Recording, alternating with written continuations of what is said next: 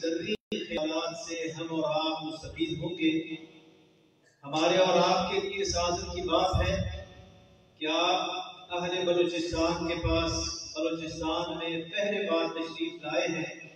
اللہ تبارک و تعالی آنے والی علماء کرام کو ان کے علم و عمل کے اندر، ان کی روزی کے اندر برکت عطا فرمائے، ہمیں اور آپ کو ان کے اس بیان سے مستفید ہونے اور عمل کرنے کی توفیق عطا فرمائے۔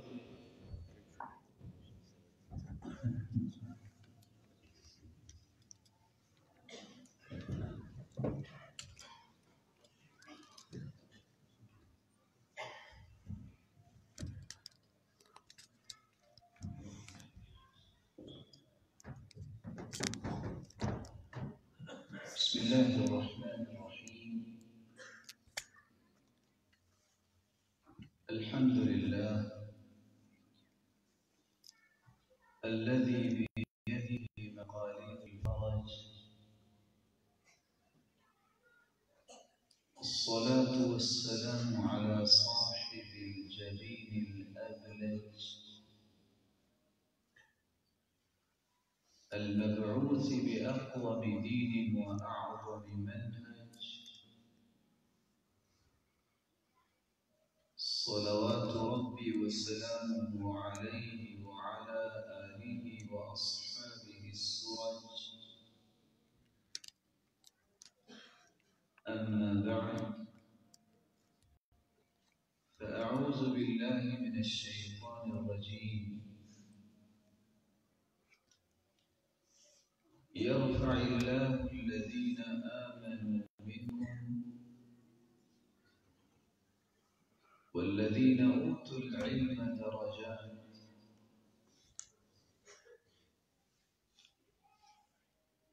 لائق سب تکریم سامعین مکرم اور فضیلت مآب مشائخ کرام حفظکم اللہ ورعاکم، اللہ ذو جلال ہم سب سے خالق و مالک اور رازق ہیں۔ وہی ذات قادر مطلق ہے، مالک الملک نے ہمیں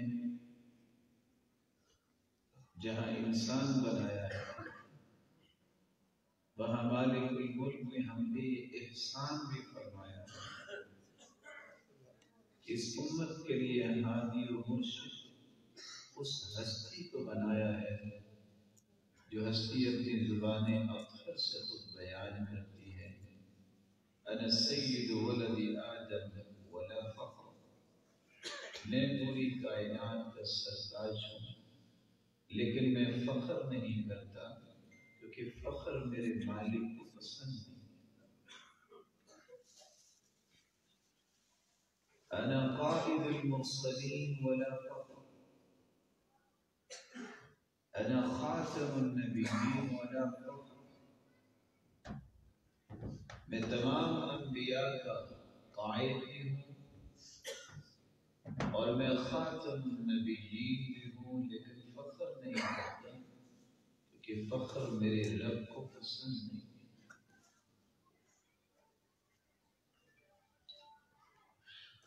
اللہ ذو جلال کا یہ فیصلہ ہے کہ رفعت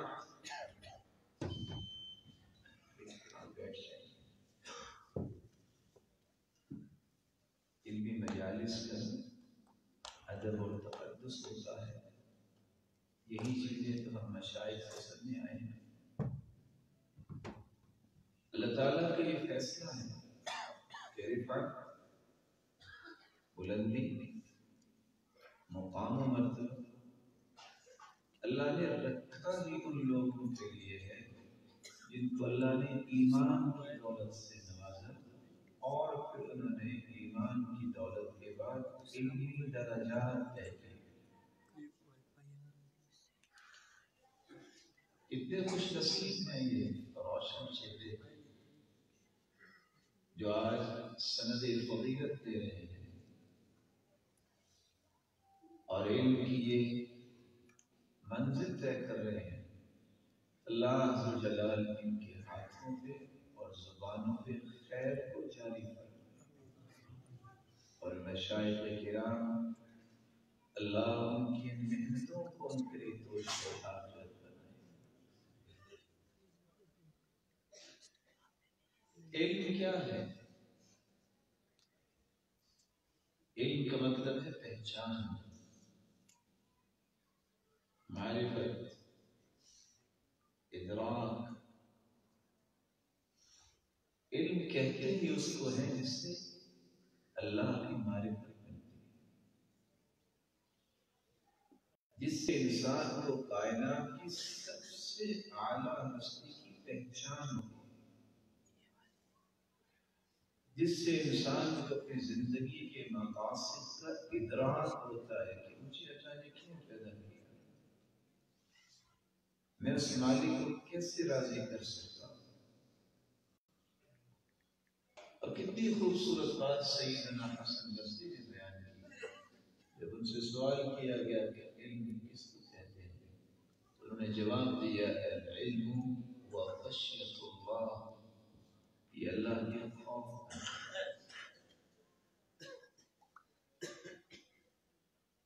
اتنی عظیم نعمت ہے، اتنی عظیم نعمت ہے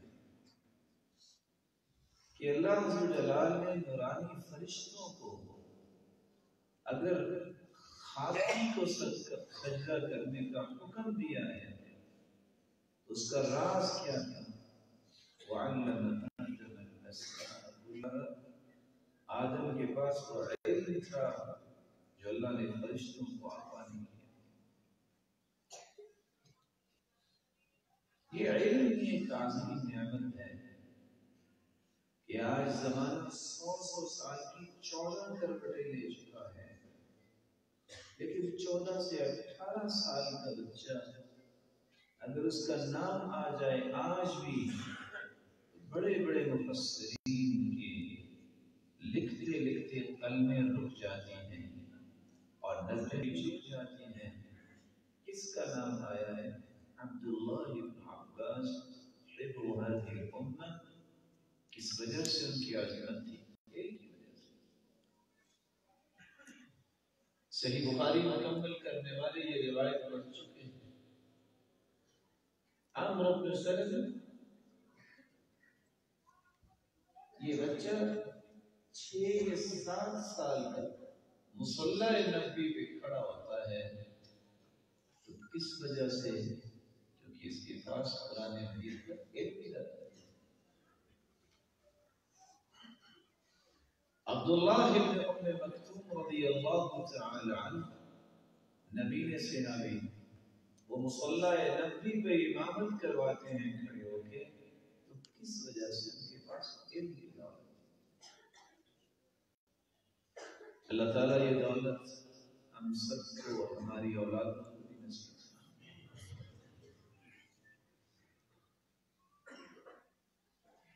مالک الملک نے یہ احسان کیا ہے اپنے پیغمبر کے ذریعے کہ آج علم ہم تک پہنچا،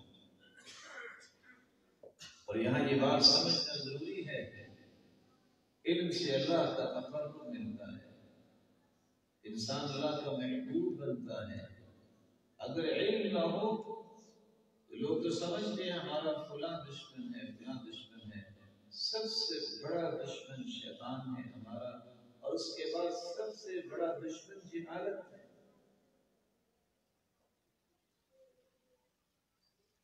اللہ عز و جلال کی مخلوق کو دیکھیں، آج بھی 7.5 ارب مخلوق ہے، اس میں 6 ارب کافر ہیں، ان 1.5 ارب مسلمانوں کو دیکھیے، کتنے لوگ نماز پڑھتے ہیں، ان کو دیکھیے کتنے لوگ ہیں جو صحیح علم کو لے کے چل پھر رہے ہیں۔ علم تو اس کو کہتے ہیں جو اللہ نے بتایا ہے، اس علم ربانی کو لینے والے کتنے لوگ ہیں؟ اور قرآن نے فیصلہ کیا دیا؟ شہید اللہ انہ لا الہ الا هو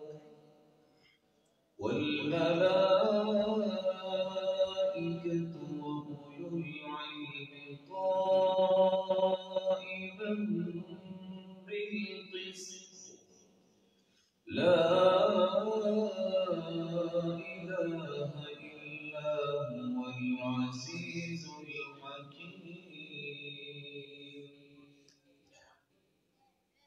اللہ ذو جلال اپنی گواہی، فرشتوں کی گواہی کے بعد پوری کائنات میں سے اگر کسی کی گواہی کو کنسیڈر کر رہے ہیں تو وہ ہستیاں ہیں جو اصحاب علم و فضیلت ہیں، اور ان کو اللہ نے عادل کی نعمت سے قائما بالقسط، اللہ ذو جلال بھی انصاف والے ہیں، اور پوری کائنات کا نظام بھی اللہ کے عدل سے قائم ہے، اور اسی عدل و انصاف اس کو پسند کرنے والے علماء جو ہیں اللہ نے اپنی گواہی کے ساتھ فرشتوں کی گواہی کے ساتھ ان علماء کی گواہی کو شامل کیا۔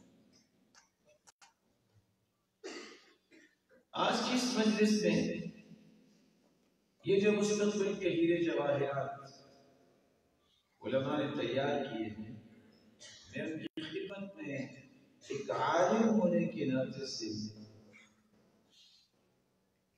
چند چیزیں پیش کرنا چاہوں گا کہ آپ چونکہ عالم بن گئے، اب آپ نے میدان دعوت میں نکلنا ہے، میدان تدریس میں نکلنا ہے، اور آپ نے لوگوں کو رہنمائی دینی ہے، اور آپ کے وہ لوگ جو انبیاء کے وارث ہیں، اور انبیاء کا کام یہ ہوتا تھا مانیٹرنگ کرنا۔ كانت الانبیاء بنی اسرائیل،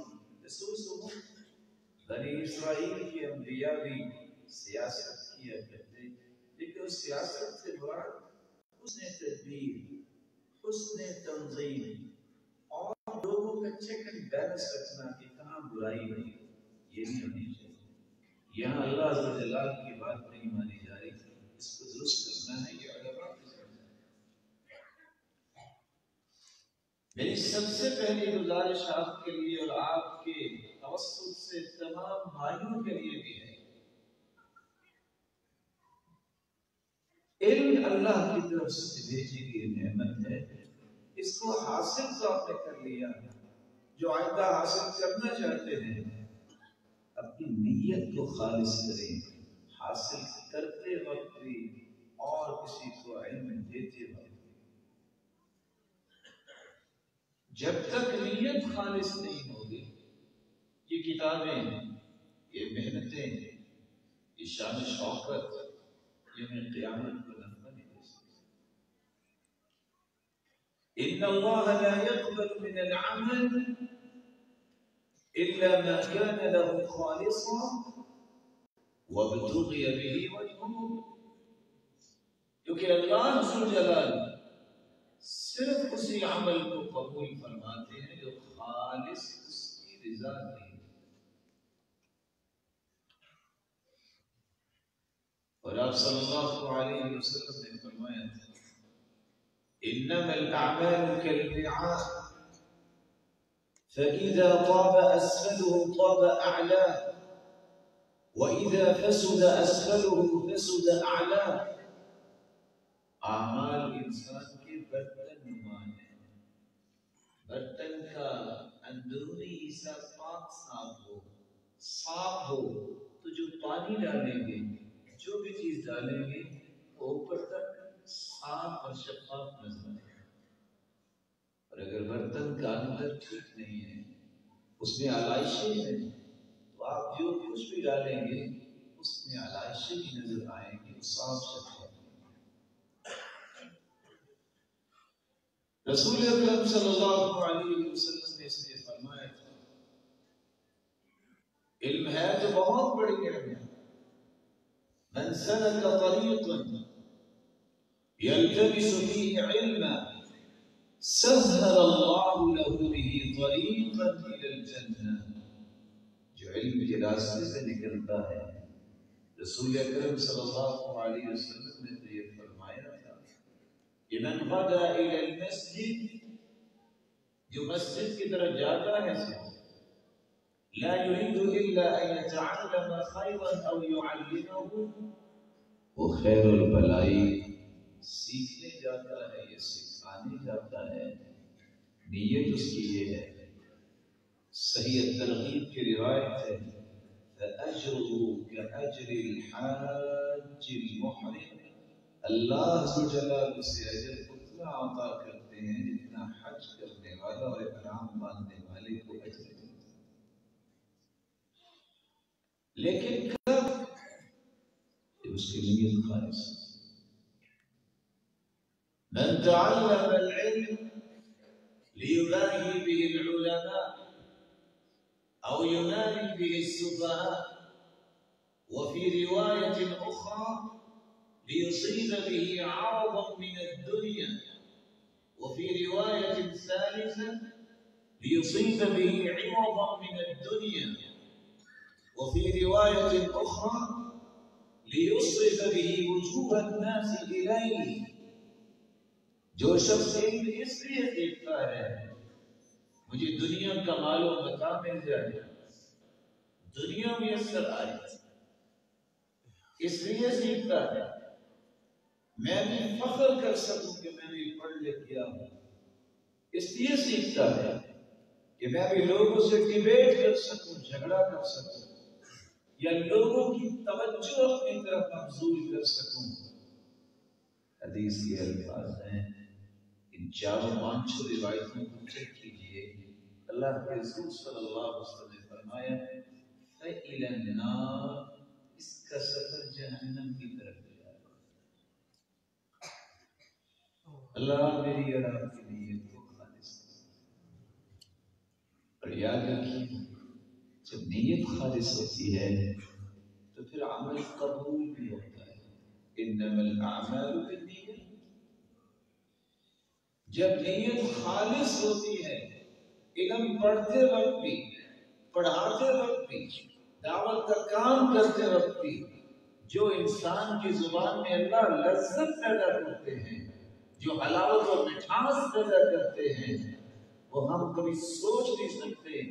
ان لوگوں کی زبانوں میں اللہ نے لذت رکھی جن کو اللہ نے اخلاص کی نعمت سے. فضیل بن عیاض کا بیٹا علی بن فضیل کہتے ہیں یا اباجی، ابا جان ایک بات تو بتائیں، ما احلى کلام رسول اللہ، اس صحابہ کی باتیں میٹھی کیوں تھی؟ اور یا بنی اجدری لما حلم، جانتے ہو ان کی زبان میں لذت اور مٹھاس کیوں تھی؟ قال لا یا ابتی، ابا جان مجھے تو نہیں پتا. قال لأنهم أرادوا الله به، وہ جب بھی بات کرتے، جب بھی وہ کام کرتے اللہ کی رضا کے لیے. اللہ نے ان کی زبان میں حلاوت اور مٹھاس. احمد بن حمدون سے کسی نے پوچھا ما بال كلام السلف انفع من كلامنا، سلف صالحین کی باتوں اتنا نفع کیوں ہے؟ وہ معمولی سی بات کرتے اور دنیا کو کس قدر نفع ملتا، راز کیا ہے؟ کہا بتا دوں. پوچھا تو اس لیے لأنهم تكلموا لعز الإسلام ونجاة النفوس ورضاء الرحمن. اس لیے سلف صالحین کی باتوں میں اتنی برکت تھی، اتنا نفع تھا کہ وہ جب بھی بات کرتے جس نظریے سے کہ اسلام بلند ہو جائے، لوگ جہنم سے آزاد ہو جائیں اور اللہ ذوالجلال کی رضا حاصل ہو جائے. وَنَحْنُ نَتَكَلَّمُ لِعِزِّ النَّفْسِ وَطَلَبِ الدُّنْيَا وَرِضَى الْمَخْلُوقِ. ہم کلام کرتے ہیں کہ ہماری عزت بنے، دنیا ملے، لوگ خوش ہوں. جب کام مختلف ہے تو اس کے نتائج بھی تو مختلف ہیں. اللہ ذوالجلال ہمیں خلوص سے نیت نصیب فرمائے. لیکن یہاں میں ادب کے ساتھ یہ گزارش کروں گا، یہ جاننا بھی ضروری ہے کہ میں اور آپ کیسے مخلص بن سکتے. یحییٰ بن معاذ رحمہ اللہ سے کسی نے پوچھ دیا مخلص کس کو کہتے ہیں؟ انہیں جواب دیا اذا صار خلقه كالرضيع. مخلص وہ ہوتا ہے جس کا اخلاق دودھ پینے والے بچے جیسا ہو جائے. پوچھا کیا مطلب؟ آج 1.5 سال کا بچہ، اس کو آپ سامنے بٹھا کے کہو میرا بیٹا بہت اچھا ہے، مسکرائے گا، خوش ہوگا. اگر آپ اسی وقت کہہ دیں میرا بیٹا بہت گندا ہے، پھر بھی مسکرائے گا، کیونکہ اس کو سمجھ نہیں ہے. وہ کہہ رہا ہے کہ میرا باپ مجھے کہہ رہا ہے، اس کو یہ نہیں پتا کیا کہہ رہا ہے. مخلص ہو رہا ہے، کوئی تعریف بھی کرے کوئی مذمت بھی کرے اسے پرواہ نہیں ہوتی، کیونکہ وہ کس کے لیے کام کر رہا ہے؟ اللہ کے لیے. استواء المدح والذم من العام، تعریف اور مذمت اس کے سامنے برابر ہو. کیسے کہ سیدنا ابو بکر صدیق رضی اللہ تعالی عنہ كان إذا ذكي أحد من أصحاب النبي صلى الله عليه وسلم، اللہ کے رسول کے صحابہ میں سے جب کسی کی تعریف کی جاتی تو وہ کیا کہتے؟ خوش ہو.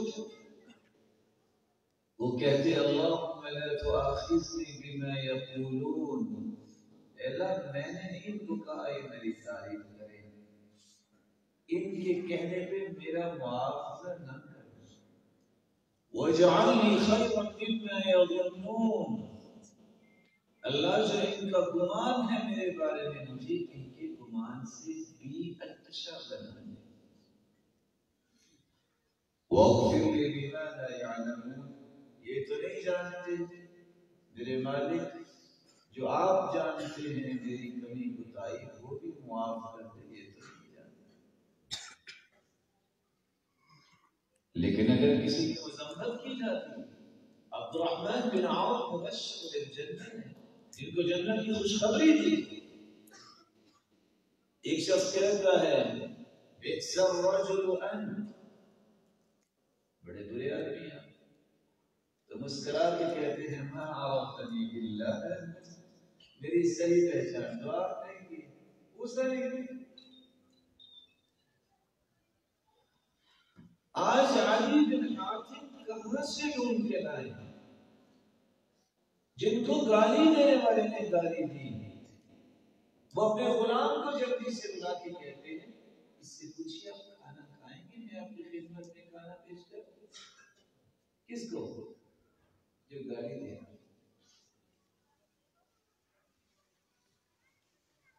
آج ابو ذر کہاں سے ڈھونڈے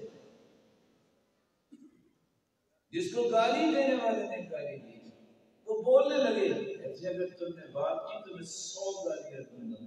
مسکرا کے کہتے تم 100 گالیاں دو گے، میں ایک کا بھی جواب نہیں دوں گا. مخلص کو اس کی پرواہ نہیں ہوتی کون کیا کہہ رہے، اس کو صرف پرواہ یہ ہوتی ہے میں نے رب کے سامنے پیش ہونا ہے، وہاں کہیں میں کام تو نہیں ہو جاتا. علی بن حسین کہاں سے لائے؟ ایک شخص نے بہت باتیں کی، گھر جا کے کہتے ہیں السلام علیکم، باہر نکلا کہتے ان كنت صادقا فغفر الله لي وان كنت كاذبا فغفر الله لك، اگر تو نے ایسی باتیں کہی جو سچی ہیں اور میرے اندر وہ کمی کوتاہی ہے تو دعا کرو اللہ مجھے معاف کر دے، میری اصلاح ہو جائے. اگر غصے میں آ کے آپ نے کچھ غلط کہہ دیا ہے تو میں دعا کرتا ہوں اللہ تجھے معاف کر دے. ویسے ہمارے میں جھگڑا کوئی نہیں ہے. حسن بصری کہاں سے ڈھونڈے، کیسی کیسی باتیں ان کو کہی گئی. وہ کھجوروں کا ٹوکرا لے کر چلے گئے، جا کے کہتے ہیں خذ هذه هدیۃ منی، یہ میری طرف سے تحفہ. وہ پوچھتا ہے میرا اور آپ کا تعلق کیا ہے؟ کہتے ہیں یہی تو تعلق ہے کہ آپ نے محنت کر کے مجھے نیکیاں دی ہیں تو میں نے کہا جو مجھے نیکیاں دے رہا ہے تو میں منہ میٹھا کروا دوں اس سے. اخلاص کی دولت سے کبھی دور نہیں. مخلص وہ ہوتا ہے نسيان رؤية الأعمال في الأعمال. ابن عياض المخلص يكتم حسناته كما يكتم سيئاته. مخلص اپنی نیکیاں چھپاتا ہے جس طرح اپنے گناہوں کو چھپاتا ہے. واقتضاء ثواب العمل في الآخرة. مخلص کا کام یہ ہوتا ہے کہ کام کرتا ہے، بدلہ اللہ سے ہے. میں قیامت میں تعالیٰ سے محنت دوں گا، لیکن یاد رکھیے گا یقین کر لیجیے جو مخلص ہوتا ہے اللہ اسے نہ کبھی ضائع ہونے دیتا ہے نہ گرنے دیتا ہے.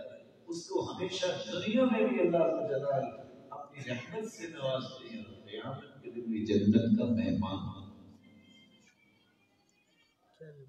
سیدہ عائشہ رضی اللہ تعالی عنہ جب ایک شخص کھانا لینے آیا تو انہیں کھانا دے دیا.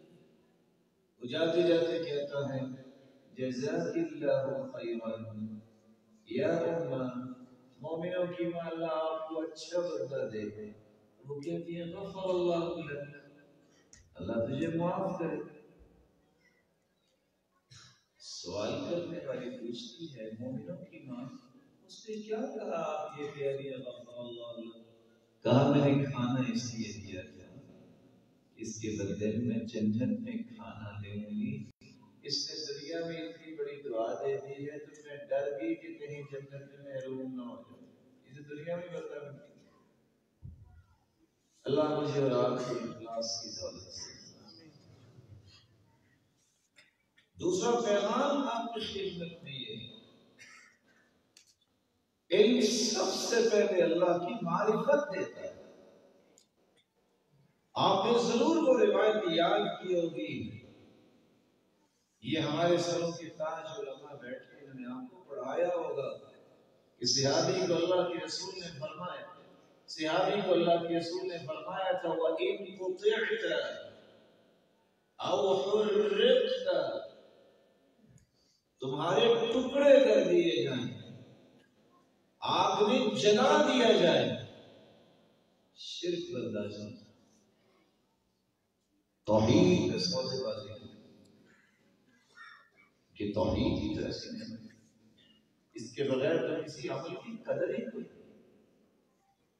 اس کے بغیر تو نجات ممکن ہی نہیں. اس لیے اللہ عز و جل نے جو دو باتیں بیان کی ہیں وَلَقَدْ بَعَثْنَا فِي كُلِّ أُمَّةٍ رَسُولًا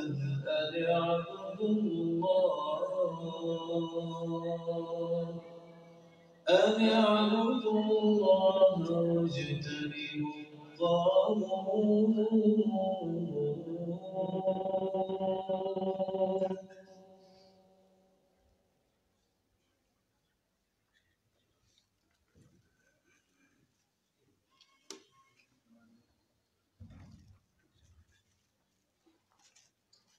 جتنے بھی انبیاء کو ہم نے بھیجا اللہ سے جلال فرماتے ہیں ہم نے پہلا حکم یہ دیا کہ لوگوں کو یہ بات سمجھاؤ کہ وہ اللہ سے جلال کی عبادت کریں، طاغوت سے بچ جائیں.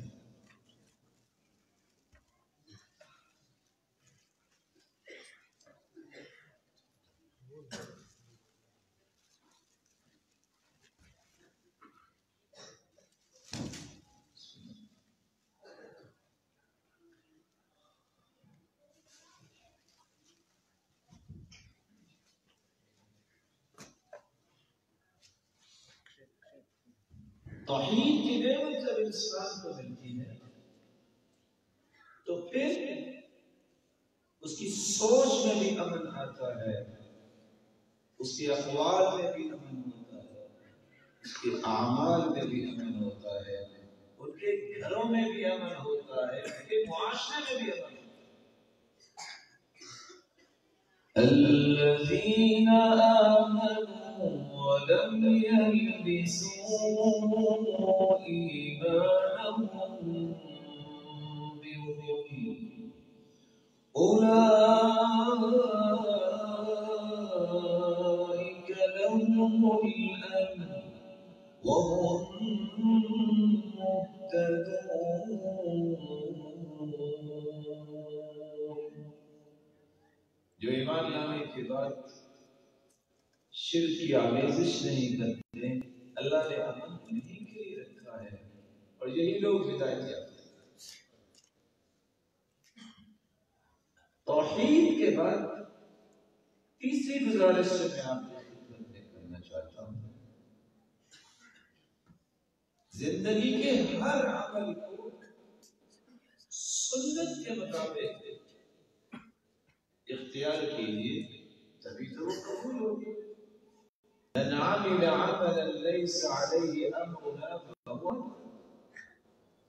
کوئی بھی عمل اور کوئی بھی کرنے والا عمل اگر وہ رسول اللہ صلی اللہ علیہ وسلم کے طریقے کے مطابق نہیں ہے وہ عمل قبول نہیں ہوگا۔ زندگی بھی ضائع، صلاحیتیں بھی ضائع، وقت بھی ضائع، مال بھی ضائع، اگر سنت کے مطابق نہیں ہے تو اس عمل کی کوئی قدر نہیں۔ یہ یاد رکھنا چاہیے کہ مجھے کیسے پتا چلے گا کہ میرا عمل سنت کے مطابق ہے؟ اس کے لیے یہ میزان اور مقیاس آپ مکمل کر چکے ہیں۔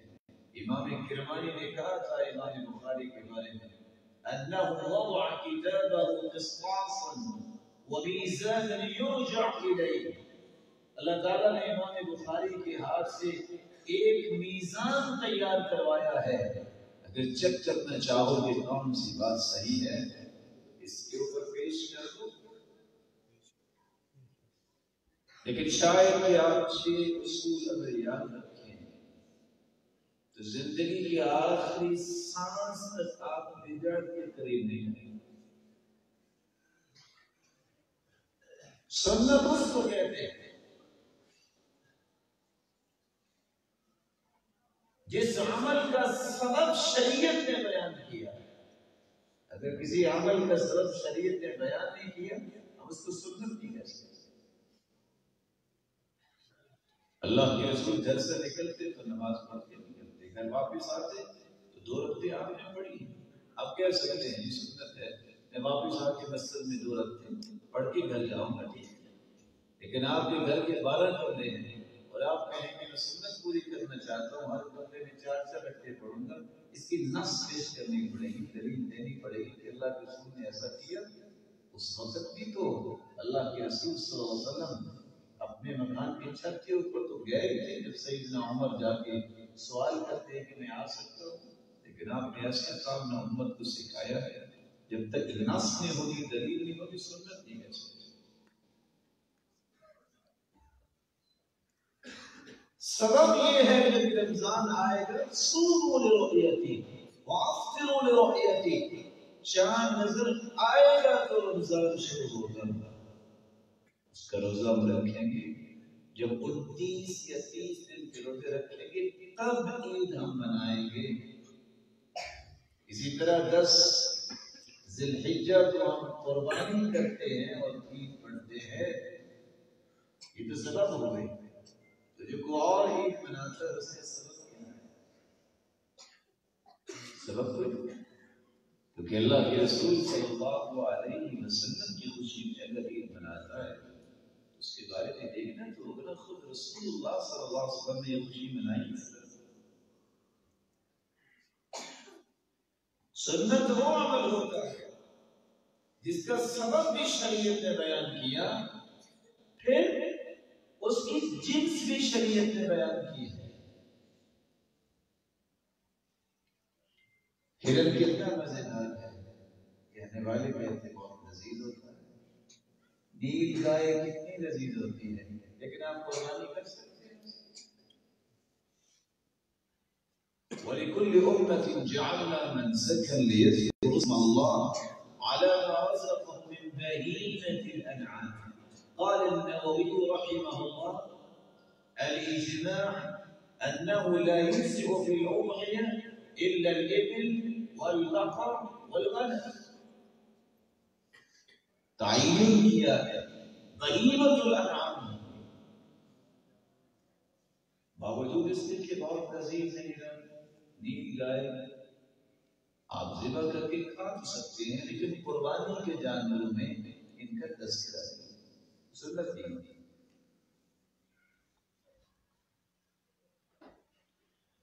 سنت وہ عمل ہوتا ہے جس کی تعداد کا متعین شریعت نے کیا ہے. صبح کی 2 سنتیں ہیں اور فرض کتنے رکھتے ہیں؟ اگر کوئی کہے نہیں میں اللہ کی بڑی عبادت کرنا چاہتا ہوں، میں نے نا آئندہ سے 4 رکعتیں صبح کی پڑھنی ہے، سنت ہوگی کہ اللہ کے رسول سے 2. اسی صحیح الجامع میں امام البانی روایت لائے ہیں قیامت کے نزدیک لوگ فجر کی 4 رکعتیں شریعت نے کتنی دے دی ہیں؟ عیدان عند أولي النهى لا ثالث لهما لمن يبغي السلامة في غد الفطر والأضحى وكل زيادة فيهما سبيل خروج عن سبيل محمد. یہ صحیح بخاری اور صحیح مسلم میں آپ روایت کیا پڑھتے ہیں فقد ابدلکم اللہ. پہلے بھی 2 دن تھے لوگوں کی خوشی کی، اللہ نے اچھے دن دے دیا آپ کو. الفطر والاضحى، ایک عید الفطر ہے عید الاضحیٰ. وضو کے بغیر نماز نہیں ہوتی. آپ وضو کرتے وقت ہاتھوں کو کتنی مرتبہ دھوئیں گے؟ صحیح بخاری میں آپ نے کتاب الوضو میں یہ بات پڑھی مرتين وثلاثا. آپ 1 مرتبہ بھی دھو سکتے ہیں، 2 مرتبہ بھی دھو سکتے ہیں اور 3 مرتبہ بھی دھو سکتے ہیں. اور امام مالک کہا کرتے تھے کہ عالم کا 1 مرتبہ دھونا جو ہے عام لوگوں کے 3 مرتبہ دھونے کے برابر ہے، کیونکہ بڑی احتیاط سے دھوتا ہے. لیکن اگر نہیں میں تو 10 مرتبہ دھوں گا اچھی طرح صفائی ہو جائے ٹھیک ہے.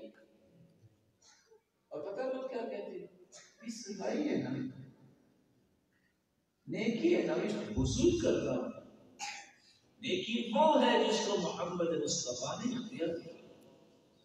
اس لیے آپ نے ابن حجر کی باتیں پڑھی ہوں گی فتح الباری اور دیگر روایتیں پڑھی ہوں گی فمن زاد او نقص فقد اعتدى وفي رواية أخرى وظلم أخطأ. زیادتی بھی ہے، ظلم بھی ہے، ایسا نہیں کر سکتے. امام مالک سے کسی نے پوچھا کہ 5 مسکیزیں میں نے لیے ہیں اور غسل کیا ہے تو میرا غسل ہو گیا. وہ کہتے ہیں آپ کا تو غسل واجب ہی نہیں. کہتے وہ کیسے؟ کہتے ہیں دیوانوں میں غسل واجب ہے. 5 مسکیزیں تم نے پانی ضائع کر دیا اور ابھی سوچ رہے ہو کہ غسل ہوا ہے کہ نہیں. کہنا یا غسل اللہ کے رسول غسل کرتے تو کس کے ساتھ؟ بالصعی الى 5 امداد، 105 مردوں کے ساتھ. ہم نے 5 مشکیزیں باہر یہ کرتے ہو غسل ہوا ہے. اللہ کے رسول صلی اللہ علیہ وسلم کی سنت وہ ہوگی جس کی تعداد جو ہے وہ شریعت میں ہے.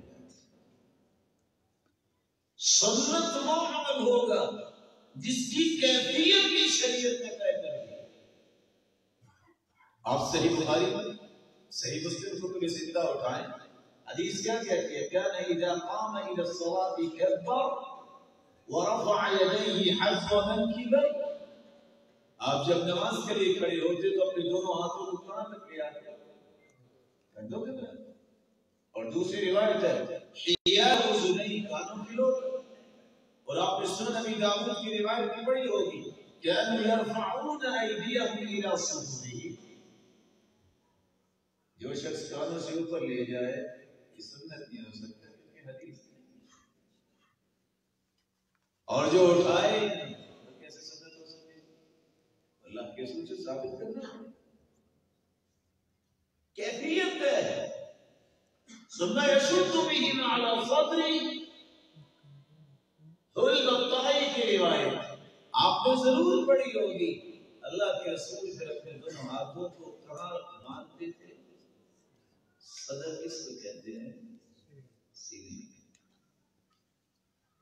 اگر کوئی حدیث صحیح ثابت ہوگی تو کسی اور جگہ باندھ سکے گی، کوئی حدیث ثابت نہیں. کیفیت کیا ہے؟ وضو کرنا ہے.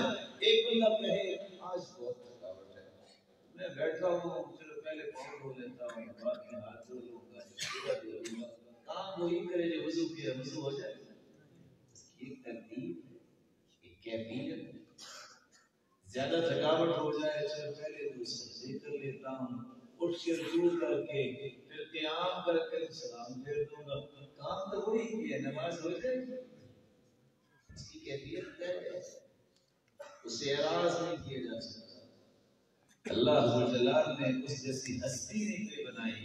مخلوق میں سب سے اعلیٰ ذات کے اعتبار سے محمد ہے, تو اپنی بات کے اعتبار سے محمد صلی اللہ علیہ وسلم. سنت وہ عمل ہے جس کے وقت کا تعین بھی شریعت نے کیا. اللہ تعالیٰ آسانی فرمائے وَاكْشِفِ الْغُمَّ عَنْ هَذِهِ الْأُمَّةِ. اللہ یہ مصیبت اور باعث سے دور فرمائے امت سے, اور پھر رون کے مسجدوں میں اور بیت اللہ میں لگے. اگر کوئی 2 سال پہلے آپ نے دیکھا کہ کتنے لاکھ لوگ جاتے تھے, اگر کوئی بندہ کہے توبہ بہت بھیڑ تھی, میں نے نہ سوچا کہ اب میں آرام سے محرم کے آخر میں جاؤں گا, مینا بھی خالی ہوگا, میدان عرفات بھی خالی ہوگا, میں نے اکیلے نے حج کرنا, اور کرنا محرم کے آخر میں. اس کا حج ہو جائے. الحج اشهر معلومات فمن فرض فيه الحج. حج کے مہینے متعین ہیں, شوال, ذو القعدہ اور عاشور میں. آپ محرم میں کیسے حج کر سکتے؟ وقت کا تعین شریعت ہے, میری مرضی سے تعین نہیں ہو. میں چاہوں تو مغرب کے قریب جا کے عصر کی نماز پڑھوں, میری مرضی نہیں ہے. بلکہ فرمایا تھا کہ صلاۃ المنافق, یہ تو منافق کی نماز ہے, یرقو انتظار کرتا رہتا ہے. یہ بالکل سورج غروب ہونے والا ہوتا ہے تو اٹھ کے ينقض نقر الغراب. لفظ دیکھیے کوا چونچ کس طرح مارتا ہے, جلدی جلدی پڑھتا ہے. کہ منافق کی نماز وقت شریعت نے متعین کیا ہے. نماز کب پڑھیں, روزہ کب رکھنا, اور حج کب کرنا. سنت وہ عمل ہوگا جس کا چھٹا اصول یہ ہے. کچھ ایسی جگہ ہیں جن کا تعین اللہ نے کیا ہے, اپنے پیغمبر کی زبان سے کروایا. حدیث میں آتا ہے صلاۃ فی مسجدی ھذا افضل من 1000 صلاۃ فیما سواه الا المسجد الحرام, وصلاۃ فی المسجد الحرام افضل من 100,000 صلاۃ فیما سواه. جو مسجد نبی میں نماز پڑھتے 1000 سے افضل نمازوں کا ثواب ملتا ہے, لیکن جو بیت اللہ میں نماز پڑھتا ہے 1,00,000 نماز سے بھی افضل نماز کا اس کو اجر ملتا ہے. اگر آپ کوئٹہ میں 55 سال تکبیر اولیٰ کے ساتھ نماز پڑھتے ہیں تو 55 سال کی نمازوں کے برابر ایک نماز تکبیر اولیٰ کے ساتھ بیت اللہ میں پڑھیں تو 55 سال کی نماز سے افضل. لیکن اگر آپ کہیں کہ بہت بڑی مسجد نہیں ہے فلاں, تو وہاں پڑھو تو مجھے اتنا ثواب ملے گا, ملے گا. اس طرح بیت اللہ وہاں طواف ہوتا ہے, آپ پورے کوئٹے کے 700 طواف کر لیں, اجر ملے گا. تو بیت اللہ تو میں آپ کی خدمت میں گزارش کرتا ہوں. امام احمد بن حنبل کشتی میں جا رہے تھے, راوی کہتے ہیں میں نے ان کی زبان سے ایک ہی دعا سنی, اللہم احینا علی الاسلام والسنہ. اللہ ایک اسلام کے ساتھ زندہ رکھنا, اسے سنت کے مطابق. حسن بصری اس لیے کہا کرتے تھے لا يقبل القول الا بالعمل. کوئی بھی قول اس وقت تک قیمتی نہیں بنتا جب تک عمل نہیں ہوتا. ولا يقبل القول والعمل الا بالنیہ. کوئی قول و عمل قبول نہیں ہوتا جب تک نیت خالص نہ ہو. ولا يقبل القول والعمل والنية إلا باتباع السنة. کوئی قول اور عمل اور نیت کے اس قابل قبول نہیں ہے جب تک وہ سنت کے مطابق نہ ہو. السنة سفينة نوح من ركبها نجا من تخلف عنها هلك. سنت کے مطابق عمل کرنا تو ایسا ہے کہ نوح علیہ السلام کی کشتی میں جو آ گیا تھا وہ بچ گیا تھا، جو پیچھے رہ گیا تھا وہ برباد ہو گیا. تو اخلاص، توحید، سنت کے مطابق عمل. اور چوتھی گزارش، اس علم کا رنگ میرے اور آپ پہ چڑھنا چاہیے. علم کا مطلب ہے خشیت اللہ. آپ چلتے پھرتے نظر آئے، لوگ سوچیں یہ ہے اللہ سے ڈرنے والا، یا اللہ مجھے بھی ایسا کیسا علم. جرنیل بن جاؤ، غلام بن جاؤ، خشیت میں فرق نہ آئے، جیل میں چلے جاؤ، بادشاہی تخت پہ بیٹھو. جیل والے بھی یوسف کو کہہ رہے تھے انا نراک من المحسنین، اور بھائی بھی آگے مصر کے تخت پہ بیٹھے یوسف کو کہہ رہے ہیں انا نراک من المحسنین. اس کے احسان میں کوئی فرق نہیں آیا. جرنیل تھے عمر، زمین پہ بیٹھے رو رہے ہیں. فاخذت ابنا من الارض، زمین سے ایک دھاگا اٹھا کے کہتے ہیں یا لیتنی کنت تبنا، کاش میں بھی ایک دھاگا ہوتا. یا لیتنی لم تلدنی امی، کاش میری ماں نے مجھے جنا ہی نہ ہوتا. کون رو رہا ہے؟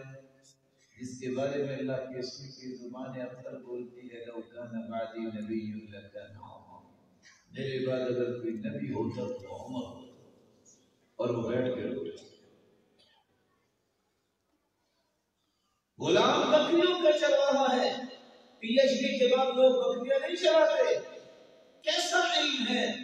بکریوں کے چرواہے کو عبداللہ بن مسعود کہتے ہیں جانور تو دے دو. نہیں، میرے مالک نے منع کیا. کہا تو تم قیمت لے لو. مالک کون سا دیکھ رہا ہے؟ کہتا ہے میرا مالک تو نہیں دیکھ رہا، لیکن میرے مالک کا مالک تو دیکھ رہا ہے. اس کو میں کیا جواب دوں؟ یہ خشیت ہے، یہ اللہ کا خوف میرے اور آپ کے اندر پیدا ہونا چاہیے. یہی علم کی شان ہے، یہی علم کی شان ہے. کیسے سے سیدنا ابوبکر صدیق رضی اللہ تعالیٰ عنہ، جس جیسا اللہ کے رسول کے بعد کوئی صحابی کوئی تابعی کوئی تبع تابعی آج تک نہیں آیا نہ آئے گا، جس کے لیے آٹھوں جنت کے دروازے کھول دیے جائیں گے. اور اللہ کے رسول نے فرمایا کہ ہر ایک کے احسانات کا بدلہ تو دے چکا. سیدنا ابوبکر کے احسانات کا بدلہ میرا رب دے. اور وہ کہتے ہیں یا لیتنی کنت شجرۃ تعبد ثم تؤکل، کاش میں ایک درخت ہوتا اس کو کاٹ کے جانوروں کے سامنے ڈال دیا جاتا، جانور کھا لیتے اور میرا حساب نہ. کیسی ہے سیدہ عائشہ جس کی بستر میں وحی کا نزول ہوتا، جس کی پاکیزگی کو اللہ نے قرآن بنا دیا، جس کے بارے میں اللہ کے رسول فرماتے ہیں عائشہ تم جنت میں بھی میرے لیے ہو. رو رو کے اپنا دوپٹہ بھی دھویا ہوا ہے اور کہہ رہی ہے یا لیتنی کنت ورقۃ من هذه الشجرة، کاش میں ایک درخت کا پتا ہوتی کوئی جانور کھا لیتا، مجھے حساب کتاب میرا. اللہ میرے اور آپ کے اندر خوف پیدا کرے. علم کا رنگ یہ ہے جب بھی کوئی بات نہیں بنائی میں نہیں کر سکتا. کیوں نہیں کر سکتا؟ یحییٰ بن معاذ کو گالی دی تو مسکرا دیے، تو ساتھی ساتھ بیٹھے کہتے ہیں میں لم ترد علی، جواب دو اس کو.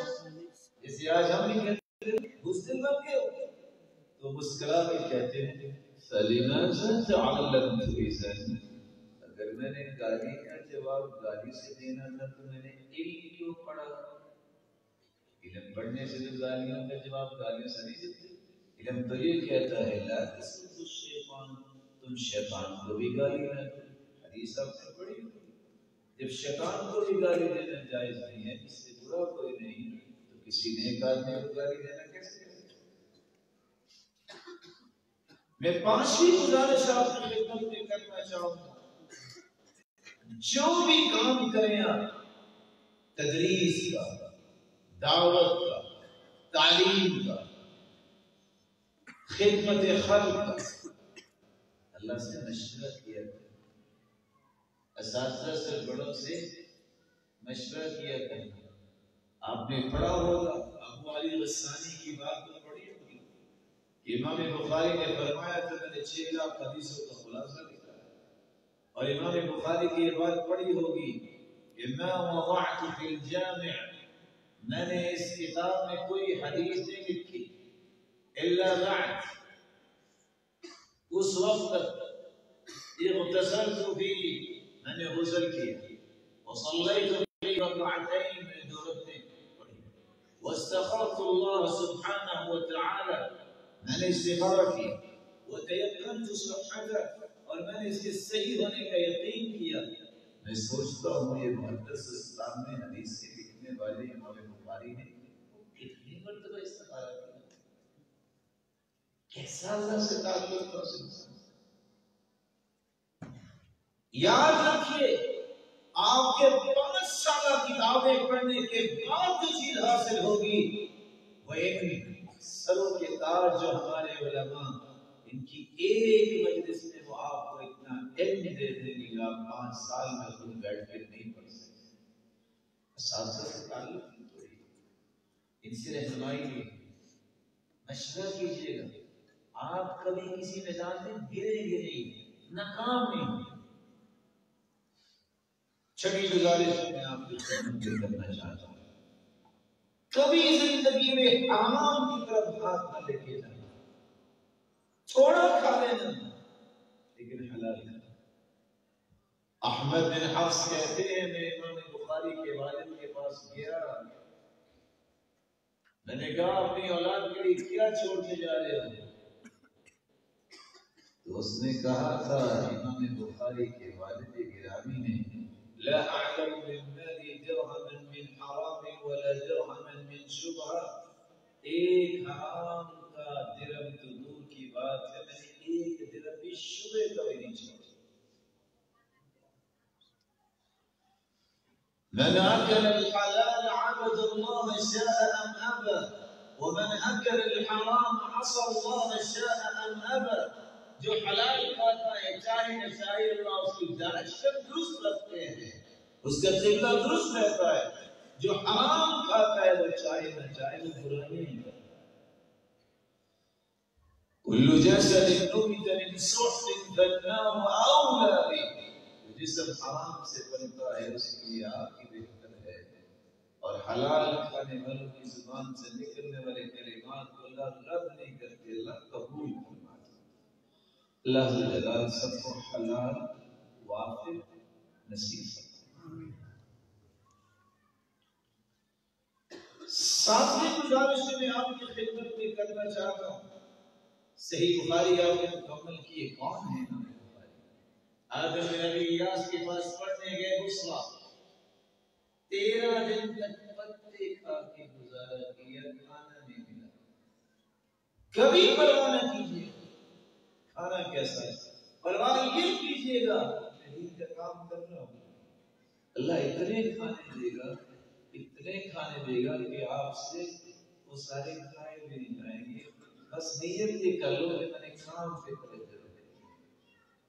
رسول اکرم صلی اللہ علیہ وسلم کی حدیث امام بخاری نے جمع کی بقدر الكد تنقسم المعالي، من طلب العلا سهر الليالي، يغوص البحر من طلب اللآلي، ومن رام عزا بدون كد بغير كد أضاع العمر في طلب المحال۔ محنت کے بغیر تو بلندیاں نہیں ہیں، جن میں موتی چننے ہوتے وہ سمندر میں غوطہ لگاتے ہیں، اور جو محنت کے بغیر بلندیاں چاہتے ہیں عمر تو ضائع ہو جاتی ہے، بلندی ہمت باندھیے، کوشش کیجیے اور اپنے آپ کو کام پہ لگائیے۔ اعملوا وكل ميسر لما خلق، عمل کرنا آپ کی ذمہ داری ہے، برکت پھر کس نے چاہا ہے، اس سے توفیق مانگیے، اللہ جلال آپ سب کو توفیق سے۔ 8ویں گزارش،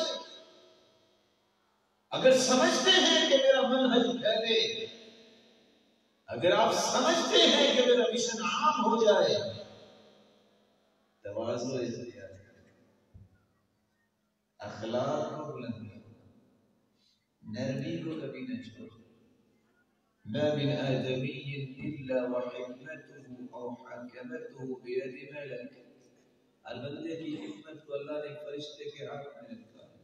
فإذا تواضع قيل للملك ارفع حكمته، جب بندہ تواضع کرتا ہے تو فرشتے کو حکم ہوتا ہے اس کی حکمت و دانائی کو بلند کر دو۔ فإذا تكبر قيل للملك ضع حكمته، جب انسان تکبر اور انا میں غرور اور گھمنڈ اور فخر میں چلا جاتا ہے تو فرشتے کو کہا جاتا ہے اس کی حکمت کو گرا دو۔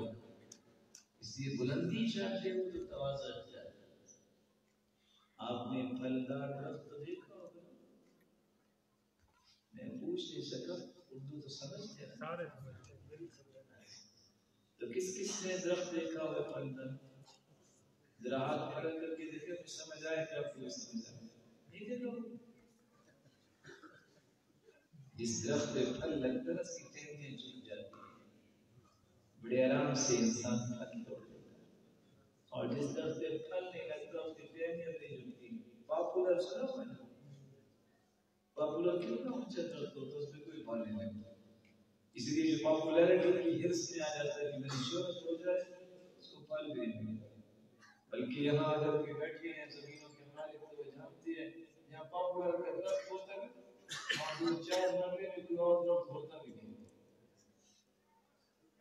تواضع سے من تواضع للہ رفعہ اللہ، جو تواضع اختیار کرتا ہے اللہ اسے بلندی عطا کرتا ہے۔ ان الرفق لا يكون في شيء الا زانه ولا ينزع من شيء الا شانه، نرمی جس بات میں آ جاتی ہے اللہ اس چیز کو خوبصورت بنا دیتے ہیں، نرمی سے دور ہو جاتی ہے وہ خوبصورت چیز بھی بدنما بن جاتی ہے۔ نرمی نہ چھوڑنا، احترام نہ چھوڑنا۔ مخالف سے مخالف آپ سے کوئی بات کر رہے ہیں آپ سے اس بات سے اچھے طریقے سے اس کا جواب دیں، لڑائی نہیں کی۔ اخلاق کو بلند کیجیے۔ اور آخری بات جو میں آپ کی خدمت میں پیش کروں گا، اللہ جلال سے عدل کی دعا کیجیے کہ مجھے اور آپ کو عدل والا بنا دے۔ وَإِذَا قُلْتُمْ فَعَدِلُوا، جب بھی بولو عدل کی بات۔ وَإِذَا حَكَمْتُمْ بَيْنَ النَّاسِ أَن تَحْكُمُوا بِالْعَدْلِ، جب کوئی کام بھی کرو فیصلہ بھی کرو تو عدل کا کرو۔ وَلَا يَجْرِمَنَّكُمْ شَنَآنُ قَوْمٍ عَلَىٰ أَلَّا تَعْدِلُوا، مخالف بھی آپ کو ہے عدل نہیں آپ کو چھوڑنا چاہیے۔ اگر یہ صرف انسان کو مل جائے تو اس کا ایک ایک عمل اللہ جلال کی رحمت سے دنیا کے لیے منحص رکھتا ہے، اور پھر اللہ جلال اس کے لیے اس کے اعمال اور اقوال کو صدقہ جاریہ بناتے ہیں۔ اس کے لیے اللہ سے دعا مانگنا، اس سے توفیق مانگنا، اس کے سامنے گرنا اور اللہ جلال کے سامنے اپنی کمائی کا اظہار کرنا، یہ بہت ضروری ہے۔ آپ جتنا بھی اللہ سے مانگیں گے وہ آپ کو عطا کریں گے، اس سے کبھی بھی دعا نہ چھوڑیے۔ اس لیے کہنے والے کہا کرتے ہیں کہ اللہ کے رسول صرف دعوت نہیں دیتے تھے، وہ راتوں کو اٹھ کے امت کے لیے دعائیں بھی کیا کرتے، اپنے شاگردوں کے لیے دعائیں بھی کرتے۔ اللہ ان کے ہاتھ میں خیر کو جاری فرمائے۔ اللہ جلال سے دعا ہے اللہ جلال یہ جو روشن چہرے فارغ ہونے والے ہیں اللہ ان کو عالمی ربانی بنا، اساتذہ کے لیے صدقہ جاریہ بنا، مولا کریم اساتذہ کے درجات کو بلند فرما۔ الہ العالمین جتنے یہاں تشریف فرما ہیں سب کو ایمان صحت اور عزت اور برکت والی زندگی عطا فرما۔ مولا کریم کوئی بیمار ہے تو ان کی بیماری کو شفاؤں میں بدل، کسی مصیبت پہ اللہ ان کی مصیبتوں کو خوشیاں بنا دے۔ مال والے بیٹھے ہیں تو ان کے مال میں برکت فرما، اور جو بے روزگار ہیں ان کو بھی تو تقبل بنا۔ مکروہ سے غیبی خزانوں سے مدد فرما۔ اے اللہ اس مرکز کو توحید و سنت کی نشر و اشاعت کا مرکز شامل کر۔ اللہ اس مرکز کو صدقہ جاریہ بنا، اس کے بانی اور مبانی کے اور منتظمین کو اللہ جزائے خیر عطا فرما۔ جس طرح تیرے گھروں کو یہ آباد کرتے ہیں اللہ، تو ان کے گھروں کو دنیا اور جنت میں آباد فرما۔ اس طرح تیرے گھر میں جمع ہے اللہ، سب کو جنت الفردوس میں اپنے محبوب کے ساتھ جمع فرما اور اپنے دیدار کا مستحق بنا۔ اگر آپ میں گزارش کرنا چاہتا ہوں، کر سکتا ہوں، کر سکتا ہوں،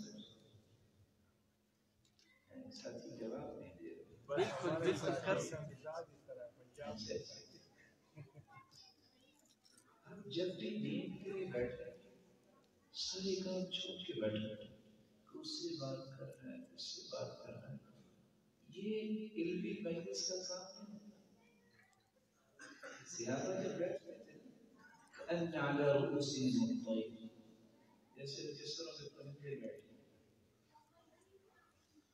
اس لیے سفیان ثوری کے سامنے کوئی حدیث جب بیان کر رہے تھے تو ادھر ادھر دیکھ رہے ہیں، تو کہتے جاؤ اپنے گھر سے، تم نے خود تو پڑھنا نہیں ہے، دوسروں کا بھی نقصان ہے۔ میرے بھائی یہ تقدس ہونا چاہیے مجالس میں، آپ سکون سے بیٹھیں، تھوڑا سا لیں، تھوڑی بات کر لیں، لیکن اچھے انداز سے چلنا پھرنا، بات کرنا، اس سے تو پھر وقار نہیں رہتا مجالس میں۔ اور عبداللہ بن مبارک 10 لاکھ حدیثوں کے حافظ تھے، جیسے کہ لکھنے والے لکھتے، لیکن وہ کیا کہا کرتے تھے؟ 4 کام کہا کرتے تھے جو مجھے اور آپ کو کبھی نہیں چھوڑنے چاہیے۔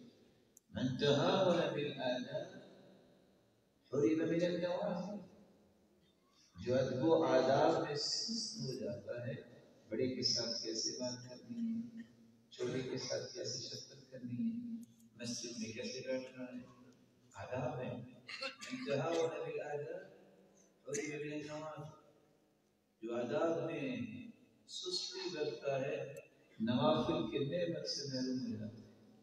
ومن تہاون بالنوافل حرم من السنن، جو نوافل کبھی پڑھتا ہی نہیں ہے، ایک نہ ایک سنتیں بھی چھوڑیں گے۔ ومن تہاون بالسنن حرم من الفرائض، جو سنتیں پڑھتا ہی نہیں، ایک فرض بھی چھوڑ دے۔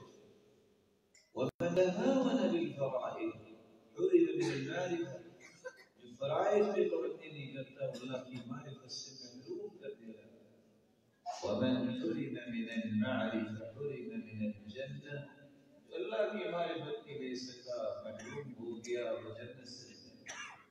اللہ مجھے اور آپ کو ان آداب کو اپنی زندگی کی رونق بنانے کی توفیق دے۔ السلام علیکم۔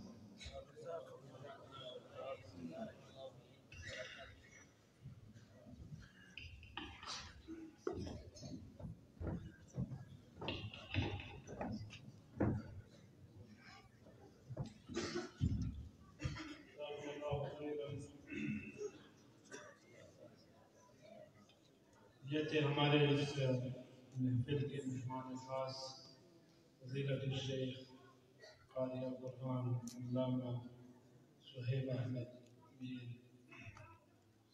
محمدی حفظہ اللہ تعالی۔